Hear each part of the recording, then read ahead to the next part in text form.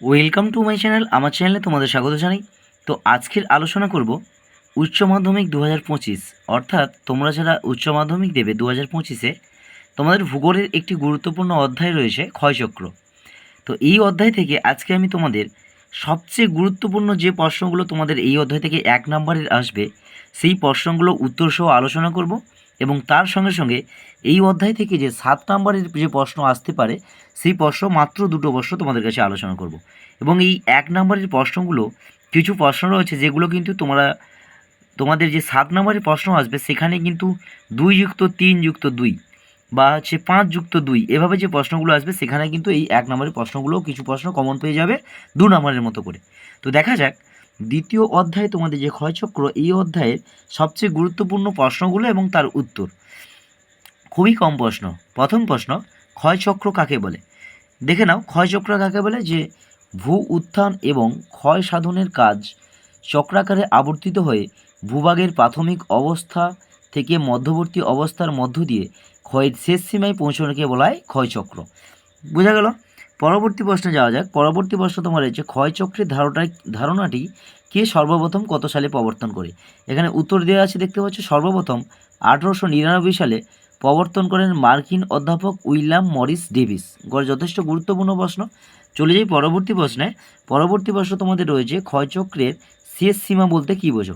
যে সীমা পর্যন্ত নদী তার তলদেশের নিম্নক্ষয় করতে সক্ষম হয় তাকে বলা হয় ক্ষয়চক্রের শেষ সীমা।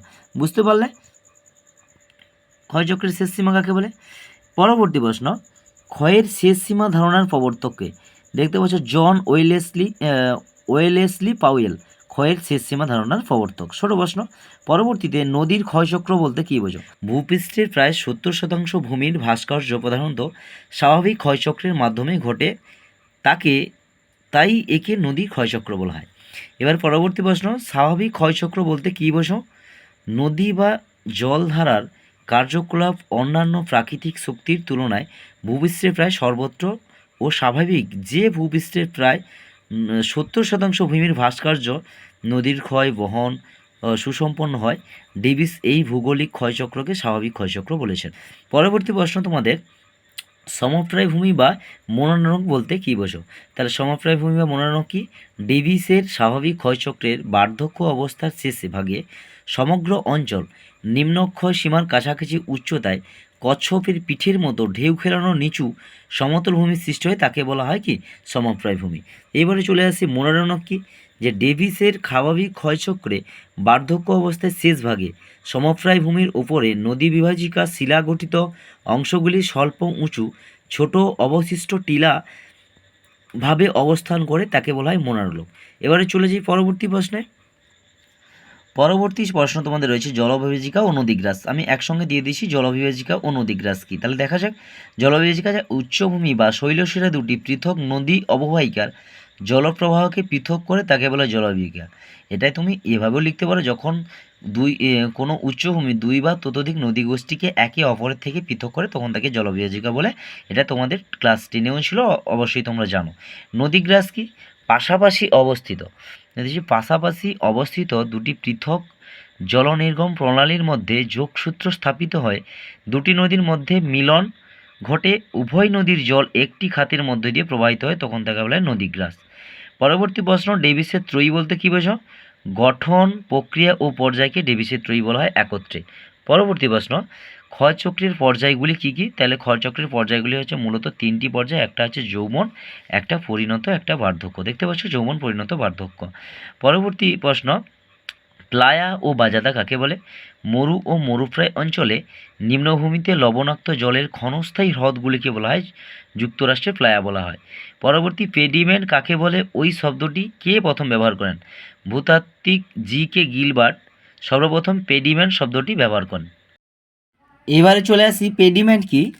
পেডিমেন্ট কি? দেখতে পাচ্ছ যে বাজাদার বহিঃসীমানা প্লায়ার লবণ ও পলি দ্বারা ঢাকা থাকে, ঢালের ঊর্ধ্বাংশে নগ্নভূমি শিলা থাকে, এর ওপর পলির পাতলা আস্তরণ থাকে, তাকে বলা হয় পেডিমেন্ট।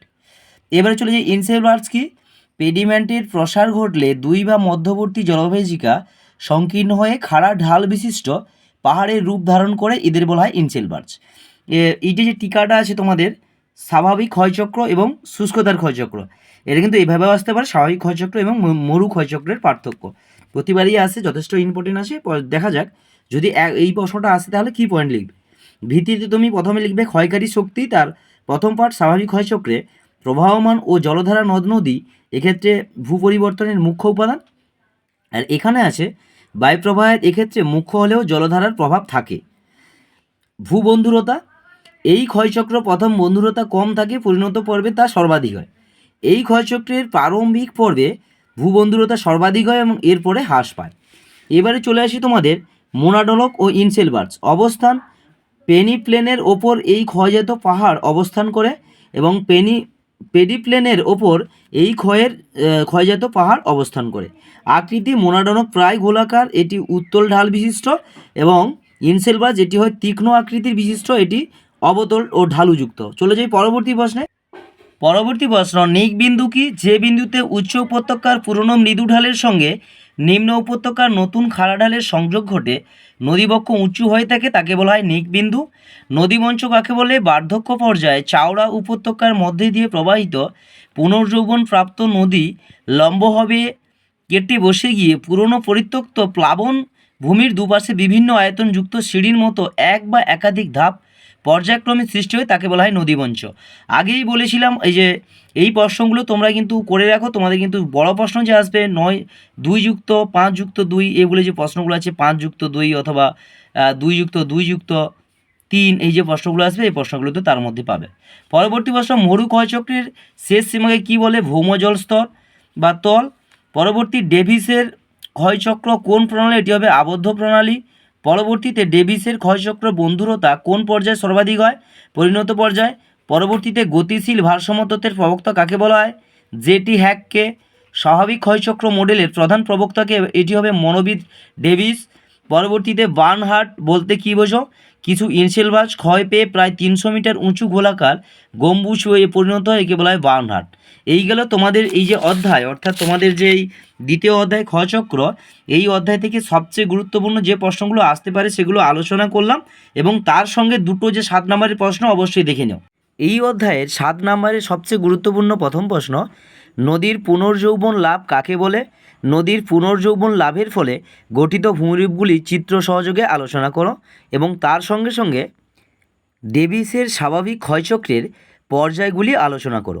তো এই দুটো প্রশ্ন এখান থেকে করলে আশা করি এখান থেকে তোমরা অবশ্যই প্রশ্ন কমন পাবে, এবং প্রশ্ন উত্তরগুলো যেগুলো আলোচনা করা হলো খুব ভালো করে রেডি করো, যাতে তোমরা পরীক্ষায় ভালো নাম্বার ক্যারি করতে পারো।